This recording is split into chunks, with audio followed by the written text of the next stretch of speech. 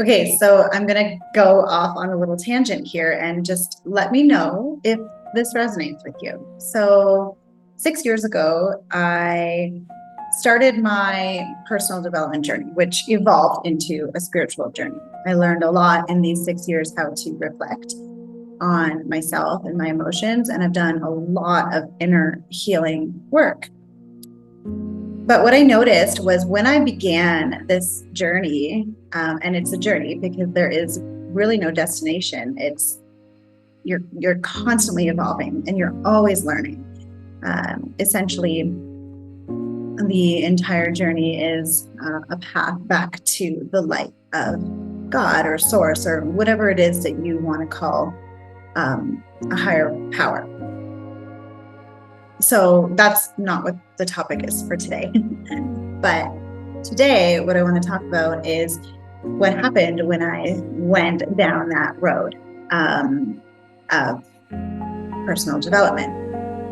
I noticed that I started to head down the road of comparison. So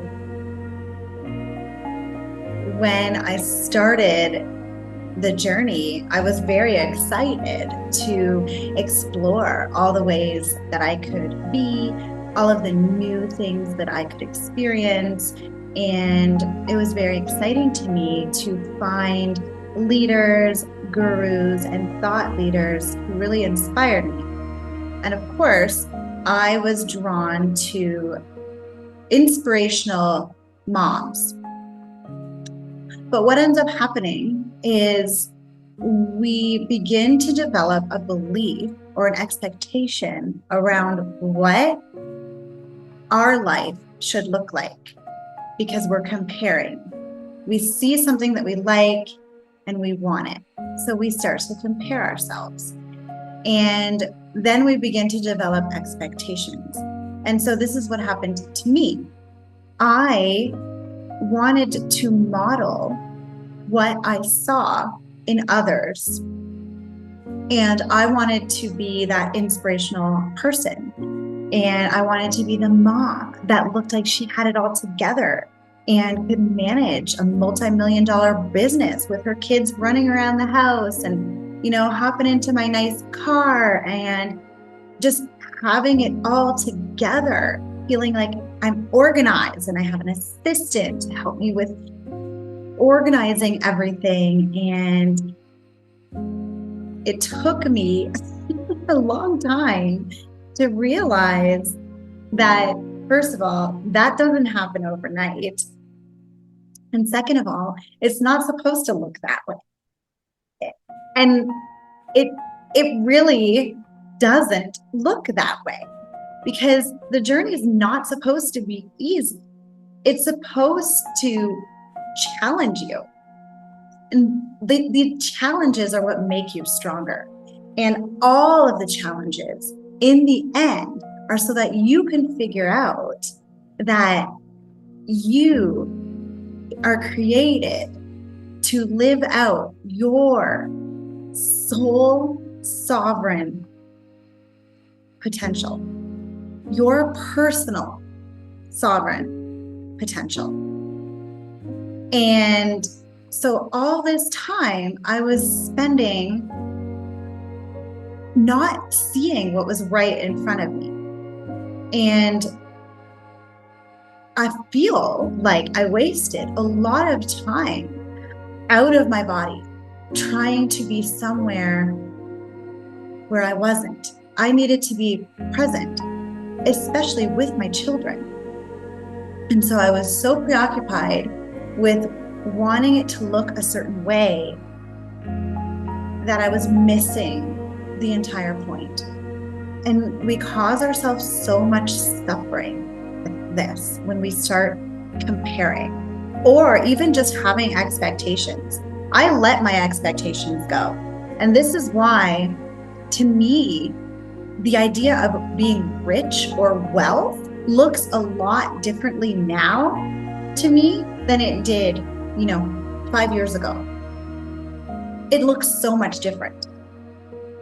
To me, rich doesn't mean I have a wad of cash in my pocket and I'm driving around a Lamborghini. That's not what rich means to me anymore.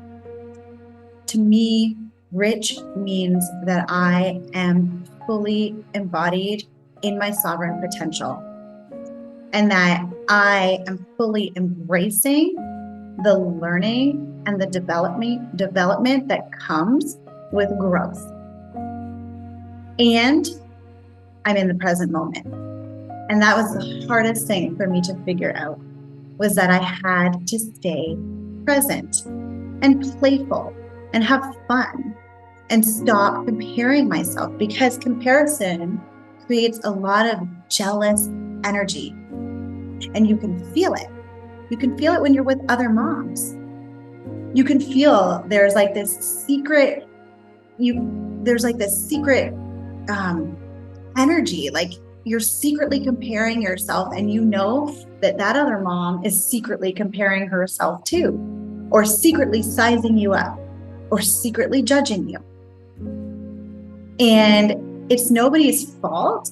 It's just social media, collective beliefs. These things have played a very heavy influence on our ability to parent and to mother the way that we were individually meant to.